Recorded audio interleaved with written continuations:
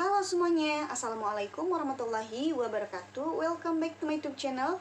Selamat datang di channel Sophie Official. Buat teman-teman yang baru datang di channel ini, jangan lupa di subscribe, like, dan juga komen. Terima kasih.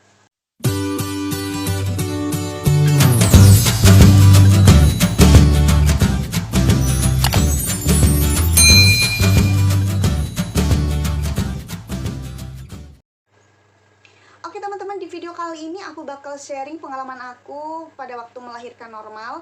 Alhamdulillah ya teman-teman, jadi aku melahirkan normal itu sebelum HPL, itu tepatnya pada 38 minggu. Jadi teman-teman semuanya, itu aku pada waktu kontrol ke bidan, itu bidannya menyarankan aku ya, itu aku inget banget pada waktu hamil ke 36 minggu itu bidannya menyarankan aku untuk mengurangi porsi makannya dan banyak-banyak bergerak. Agar apa? Agar si bayinya itu tidak terlalu besar pada saat melahirkan, dan juga agar lahirannya itu sebelum HPL. Padahal teman-teman pada waktu itu ya 36 minggu, hamil ke 36 minggu itu aku tuh lagi nafsu-nafsunya makan ya teman-teman. Karena pada waktu hamil 2 bulan sampai dengan hamil 8 bulan itu aku masih banget-bangetnya mabok ya. Jadi aku tuh bener-bener berat badan turun karena aku jarang makan. Terus lagi muntah-muntahnya parah banget ya teman-teman. Makanya di hamil ke 9 bulan itu, ke 36 minggu itu aku lagi lahap-lahapnya makan. Sedangkan si bidannya itu menyuruh aku untuk mengurangi porsi makan aku. Kemudian teman-teman setelah itu, karena aku lapar terus, aku searching di YouTube, di Google, dan juga di TikTok. Ternyata banyak banget rekomendasi dari teman-teman dan juga dari para dokter kalau pengen cepat hamil, maksudnya pengen cepat melahirkan itu caranya, tipsnya adalah memperbanyak konsumsi kurma. Kurma itu bisa menambah tenaga, menambah stamina, dan juga bisa memperlancar saat melahirkan teman-teman. Jadi pada waktu hamil ke 36 minggu itu aku bener-bener setiap hari konsumsi si kurma itu, dan alhamdulillah ya, kurma itu kan emang bikin kenyang ya teman-teman. Tapi di situ aku selama 2 minggu ya, selama dari 36 minggu sampai 38 minggu itu aku konsumsi kurma itu habis 2 kilo teman-teman. Dan alhamdulillah banget ya teman-teman, ternyata usaha aku itu berhasil. Akhirnya aku melahirkan di 38 minggu. Tapi teman-teman, pada saat aku konsumsi kurma itu hari ke 38 minggunya itu aku sudah mengalami sering banget yang namanya kontraksi palsu. Di situ karena aku belum begitu tahu ya bagaimana rasanya mau melahirkan. Di situ aku sering banget ya searching TikTok bagaimana sih ciri-ciri akan melahirkan. Ternyata itu pertamanya kontraksi, dan kontraksinya itu adalah kontraksi yang berskala ya, jadi perlahan terus kemudian makin cepat dan makin kencang, seperti itu teman-teman. Tapi teman-teman, 2 hari sebelum melahirkan itu aku kontraksi palsu, dan kemudian malamnya itu aku kontraksi lagi, dan itu cukup lama kontraksinya.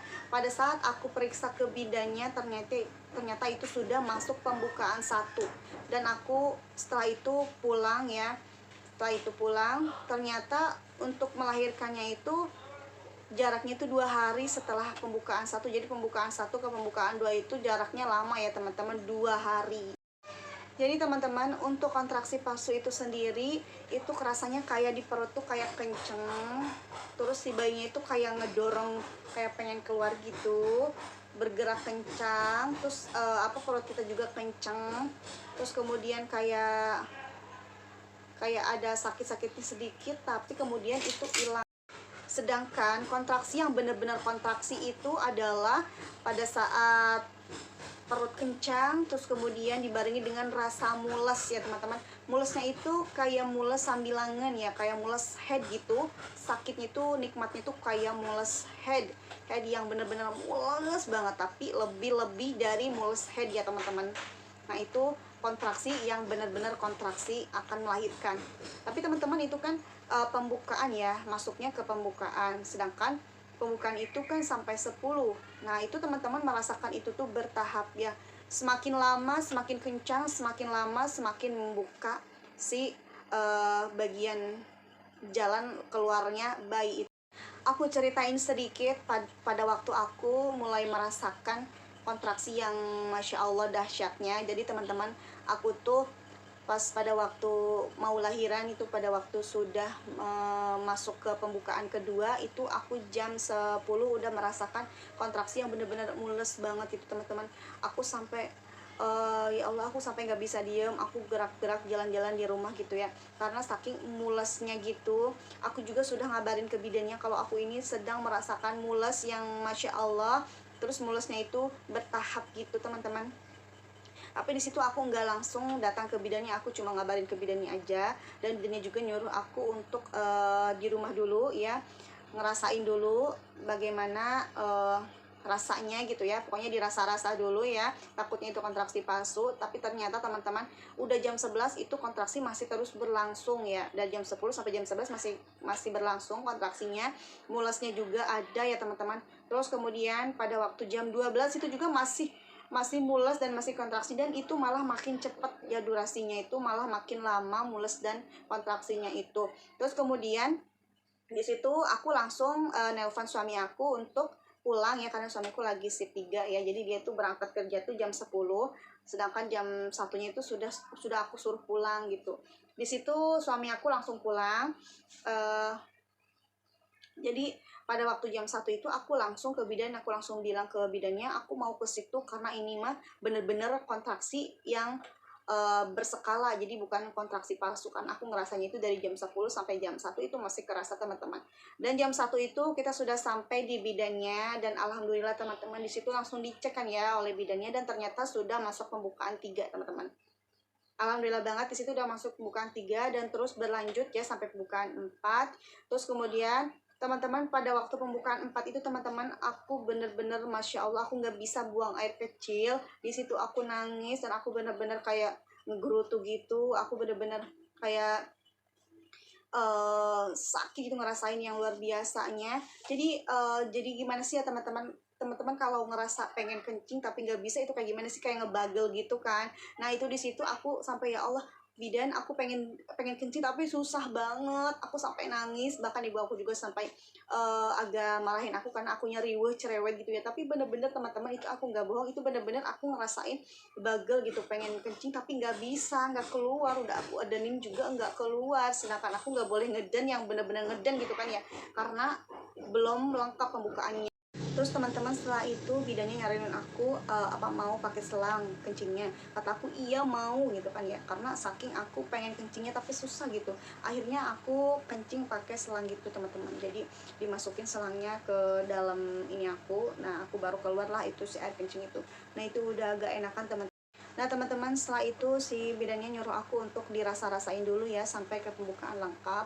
Jadi teman-teman, aku tuh bener-bener riuh banget ya, bentar-bentar nge-WA bidannya, bentar-bentar ngabarin bidannya suruh datang. Jadi aku bener-bener kayak Masya Allah banget lah gitu ya, aku riuh banget ya, karena aku takutnya gitu udah pembukaan lengkap, tapi ternyata pembukaan lengkapnya itu cukup lama banget ya, dari jam aku datang jam 1, pembukaan lengkapnya itu jam 7 pagi, itu baru pembukaan lengkap teman-teman. Kebetulan rumah aku ke rumah bidannya itu jaraknya nggak terlalu jauh ya, makanya aku jadi nggak terlalu prepare banget pas datang ke bidannya. Ternyata pas udah pembukaan 3 itu aku jadi langsung stay aja di bidannya ya, aku nunggu aja karena aku yakin banget aku bakal lahiran ini mah ya, bukan kontraksi palsu.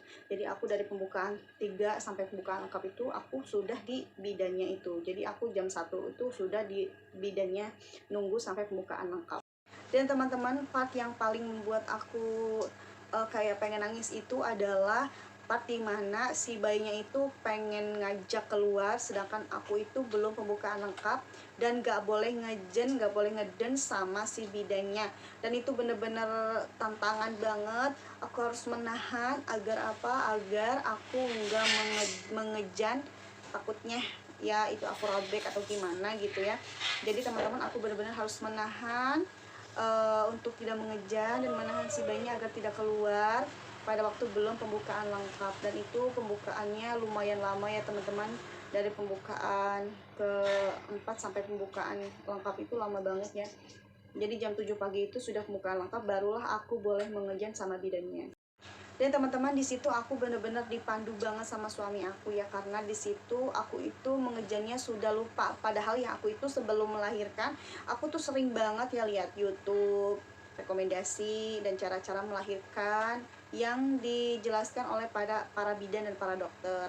Terus kemudian aku juga sering lihat rekomendasi di TikTok juga ya, cara melahirkan yang benar, yang baik, yang agar cepat melahirkannya. Tapi pada waktu kita mempraktekannya itu aku sedikit agak lupa, cuma aku ingatnya itu kayak, nah itu aku sudah melakukan itu ya pada saat pembukaan 7, menginjak ke pembukaan 10 aku sudah melakukan itu ya, karena nggak boleh mengejan itu kan. Aku sudah melakukan itu, tapi kayaknya bener-bener selain kita harus bergerak seperti itu, kita juga kayak harus bertenaga gitu loh teman-teman. Jadi kayak apa ya, bukan hanya tarik napas yang bukan hanya seperti itu aja, tapi bener-bener harus kayak yang nahan si bayinya itu agar enggak mengejan gitu loh, agar kitanya itu enggak mengejan gitu loh teman-teman. Dan setelah buka lengkap itu barulah kita dibolehkan untuk mengejan, seperti halnya kita tuh mengejan pada waktu mau buang air besar. Di situ menurut aku sih part yang paling enak ya, part yang paling puas banget. Karena apa? Karena kita tuh disuruh mengejan sekuat tenaga kita. Gimana sih kayak kita mau BAB. Alhamdulillah, tapi teman-teman di situ saat mengejannya juga kita jangan sampai salah mengejannya ya, jangan di tenggorokan.